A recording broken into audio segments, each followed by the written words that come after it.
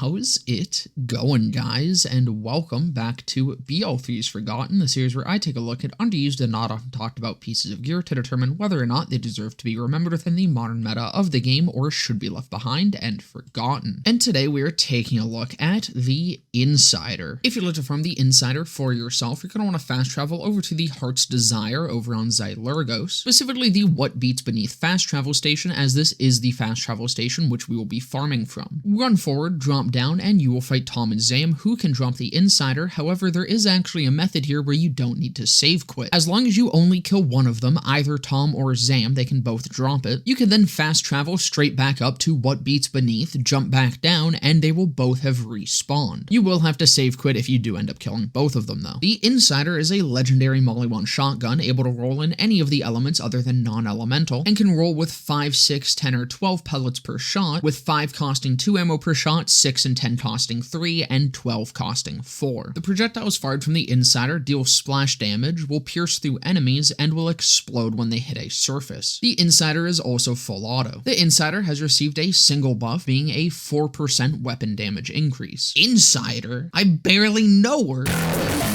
Actually getting into things here though, let's start out with the pellet counts. Starting with the ×5, it does still do decent enough damage, however the ammo is really where this shines, as the ammo consumption only being 2 per shot makes this feel significantly less ammo hungry than it often does. But once you up it to that ×10 for 3 ammo per shot, you do start to notice very heavily that the ×5's damage is a little bit lacking comparatively to the others. ×10, while taking 1 more ammo per shot, is a significant bump in the damage, and I think it is more than enough to actually warrant that ammo consumption increase, and overall I think it is just better than ×5. Now ×12 is where it gets a little bit more questionable, taking 4 ammo per shot, but the damage does definitely feel better than ×10. However, where with the ×10 from the ×5 you are getting a 5 ammo increase for just a single ammo per shot, going from ×10 to 12, that is only 2 extra projectiles per shot for the same increase in ammo consumption, now being 4. And you can really feel that ammo consumption. It will chew through your ammo pretty quickly. It will still do decent damage. However, I do think that for most of the Vault Hunters, the ×10 is the better option. Now, overall, I think the Insider isn't really anything bad. It is actually pretty solid and even very strong at times. However, it's incredibly inconsistent. Sometimes it'll absolutely fucking nuke something. Other times it just seems like it'll kind of be pretty average, which is better than a lot of other inconsistent weapons. Most of the time, inconsistencies can vary from being absolutely dog shit to having like 2 seconds of being really good. The Insider is at least a decent enough weapon a majority of the time. It just also sometimes is significantly better. Now, what causes this is the bullet penetration combined with the impact splash damage. This makes for enemies with hitboxes closer to the ground like tanks or just anything standing nearer to a wall will be hit by both the initial damage and the splash damage of the projectiles when they impact that surface. When this does happen, the gun feels incredibly good, but it is kind of difficult to make this happen consistently, as it depends on the enemy placement, or if the enemy is small enough to shoot down through their hitbox and also hit the ground beneath them. The only character I found to really make it feel somewhat consistent is Zane, but that's pretty dependent on having Eraser. As I'm sure many of you know, Eraser double dips splash damage, so any weapon that deals splash damage is really solid with it. However, because the initial projectiles also pass through enemies, and the way that Eraser works is that it creates its own set of projectiles after that crit is hit, Eraser will actually duplicate the projectiles that are fired from the Insider, as it will summon extras if you hit a crit, while the initial projectiles will continue on through the target anyways. Wait, hold on, I think there's someone I forgot to mention. I saved mentioning Mose for this far in because she just makes the Insider feel like an entirely different fucking weapon. This goes beyond just the usual, ooh, high pellet count plus splash damage plus Mose makes literally anything good meme, because this is genuinely just potentially one of the best shotguns I've used on her. Not only is she able to use the ×12 with little to no drawbacks, unlike every other Vault Hunter, but also, Mose boosts this thing to just be solid on its own whether you're hitting that pass-through splash damage or not, but when you do hit that shit, you just tear the fucking molecules of whatever you just shot apart. And when that shit short fuses, it's just fucking insane. It only took 20 seconds of using the Insider on Mose before I had my door busted in by SWAT. Oh no, not again!